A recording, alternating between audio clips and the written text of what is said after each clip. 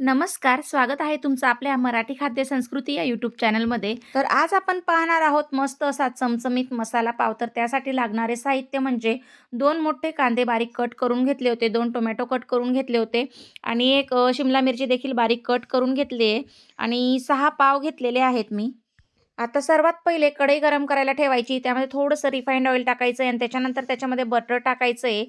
Refined oil टाकल्यामुळे ना butter जळत नाही. त्यामुळे थोडंसं रिफाइंड ऑइल टाकायचंच आहे.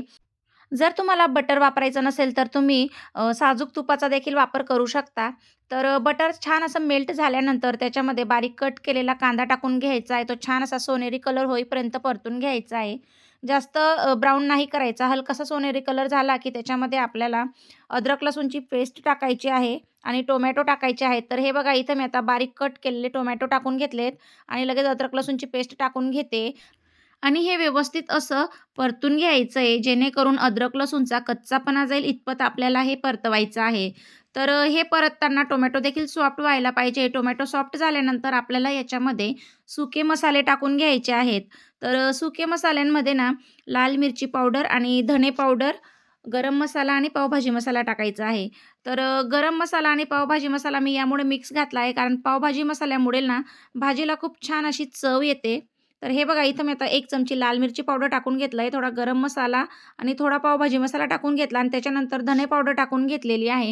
हे व्यवस्थित मी आता मिक्स करून घेणार आहे आणि हे मिक्स झाल्यानंतर लगेच मी ह्याच्यामध्ये ना शिमला मिरची टाकून घेणार आहे. शिमला मिरची पण आपल्याला थोडीशी सॉफ्ट होईपर्यंत परतून घ्यायची आहे. तर एक मोठी शिमला मिरची मी बारीक कट करून घेतलेली आहे. आता ही व्यवस्थित मी मिक्स करून घेते. तर शिमला मिरची ना लवकर सॉफ्ट होण्यासाठी मी आता याच्यामध्ये चवीनुसार मीठ टाकून घेणार आहे, कारण मिठामुळे पाणी सुटतं आणि भाज्या पण छान शिजतात. तर इथं मी आता चवीनुसार मीठ टाकून घेतलेलं आहे आणि हे आता व्यवस्थित असं मिक्स करून घेणार आहे.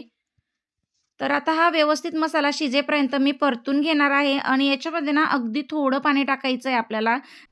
पाणी टाकल्यामुळे ना भाजीला छान असा पावभाजीसारखा असा रसरशीतपणा येतो, म्हणजे छान टेक्स्चर येतं भाजीला आणि आपल्याला ही मॅश पण करायची पुढे, त्यामुळे थोडंसं पाणी टाकणं गरजेचं आहे. अगदी थोडं टाकलेलं आहे मी पाणी आणि थंडच पाण्याचा वापर केलेला आहे, गरम वगैरे नाही केलेलं.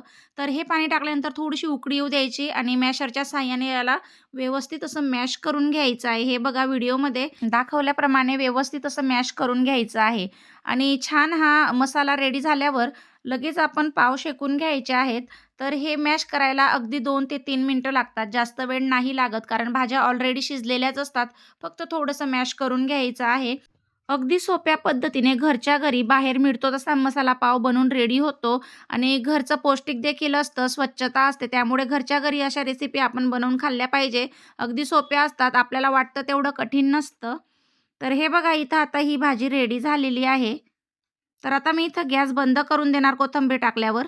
तर इथं मी आता वरून बारीक चिरलेली कोथिंबीर टाकलेली आहे. हे व्यवस्थित मिक्स करून देते आणि लगेच मी गॅस बंद करून देणार आहे, कारण भाजी इथं रेडी झालेली आहे.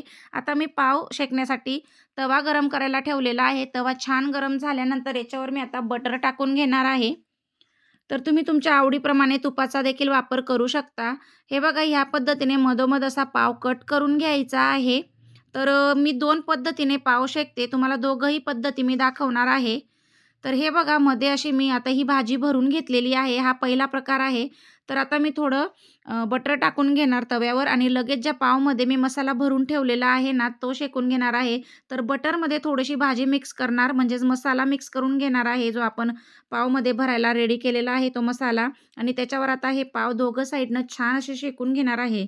तर वरच्या साईडनं देखील आपल्याला बटर लावायचं आहे. याच्यामध्ये बटरचा भरपूर वापर होतो. त्यामुळेच मसाला पावला खूप छान अशी चव येते. तर हे बघा आता वरून मी थोडं-थोडं बटर लावून घेतेय. अगदी 2 ते 3 मिनिटं एका साईडनं शेकायचं आहे, जेणेकरून त्याला थोडासा असा लालसर कलर येईल इतपत आपल्याला हे शेकून घ्यायचं आहे.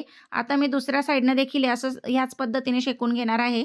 तर हे बघा खालची साईड किती छान शेकली गेलेली आहे. अगदी छान कलर आलेला आहे आणि खायला देखील तेवढंच टेस्टी लागतं.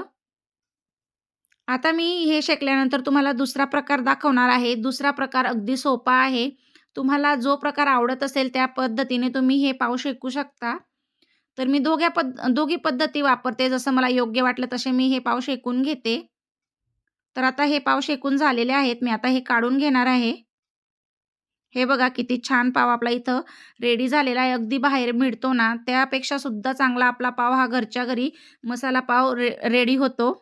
तर हे बघा दुसरी पद्धत म्हणजे या पद्धतीने मी हे पाव कट करून घेतलेले आहेत. तव्यावर थोडं बटर टाकलेलं आहे आणि त्याच्यावर हे पाव ना मी अगोदर मधल्या साईडनं शेकून घेणार आहे. म्हणजे ते कच्चे लागणार नाहीत. पहिले आपण जे शेकले ना, ते मधून कच्चे राहतात. म्हणजे कच्चे राहत नाही, पण ते असे शेकलेले नसतात. तर हे बघा ह्या पद्धतीने मी मधली साईड शेकून घेणार आणि याला पलटी करून घेणार शेकल्यानंतर आणि याच्यामध्ये मग मी मसाला भरणार आहे. तर हे बघा छान लालसर कलर होईपर्यंत मी परतून घेतलं. आता याच्यामध्ये ना आपण जो मसाला बनवलेला आहे तो भरून घेणार आणि हे व्यवस्थित असं बंद करून घेणार आहे. ही पद्धत देखील खूप छान आहे आणि सोपी पद्धत आहे. तर हे बघा तुम्हाला हवं तेवढा मसाला तुम्ही याच्यामध्ये भरू शकता तुमच्या आवडीप्रमाणे. तर मी दोघं साईडनं थोडा-थोडा मसाला भरून घेणार आहे आणि व्यवस्थित असं हे बंद करून पुन्हा थोडं शेकून घेणार आहे. तर हे बघा किती छान ह्या पद्धतीने देखील होतं. तर ह्या पद्धतीने थोडं सोपं वाटतं मला आणि ह्या पद्धतीने सगळ्या बाजूने पाव व्यवस्थित शेकला जातो. तर हे बघा इथं छान असे आपले मसाला पाव रेडी झालेले आहेत. अगदी बाहेर मिळतात तसे. आता याला ना थोडंसं डेकोरेट करून घेऊया. तर वरून मी थोडीशी बारीक चिरलेली कोथिंबीर टाकून घेते. त्याच्यावरून बारीक शेव देखील टाकून घेणार आहे. त्यामुळे काय होतं ना, आपण ज्या पद्धतीने बाहेर खातो ना, तसं लूक येतो आणि आपल्याला खायला देखील छान वाटतं. तर हे बघा किती छान इथं आपली ही घरच्या घरी मसाला पावची रेसिपी रेडी झालेली आहे. तुम्हाला कशी वाटली कमेंट करून नक्की सांगा. तुम्हाला ही रेसिपी आवडली असेल तर प्लीज व्हिडिओला लाईक करा. चॅनलवर नवीन असाल तर चॅनलला सबस्क्राईब करा. चला तर मग भेटूया नेक्स्ट रेसिपीमध्ये. तोपर्यंत बाय अँड टेक केअर.